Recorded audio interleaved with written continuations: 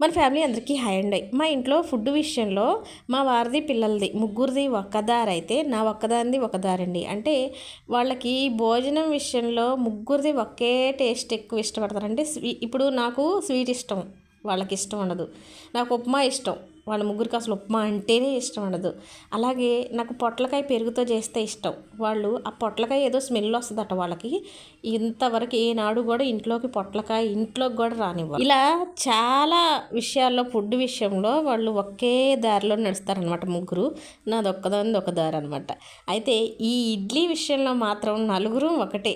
మా నలుగురికి కూడా ఇడ్లీ అంటే చాలా ఇష్టం. ఎంత అంటే రోజు ఇడ్లీ చేసుకొని తిన్నా కానీ ఎవరికి బోర్ అనిపించదు. కానీ ఒక పండు మాత్రం తన కాలేజీ హాస్టల్లో ఇడ్లీ ఎందుకో గట్టిగా అనిపిస్తుందంట. అక్కడ ఇడ్లీ తిని తిని ఈ మధ్యన కొంచెం మమ్మీ ఇడ్లీ వద్దు ప్లీజ్ మమ్మీ అంటుందిలే. కానీ మన ఇంట్లో ఇడ్లీ మెత్తగా ఉంటాయి.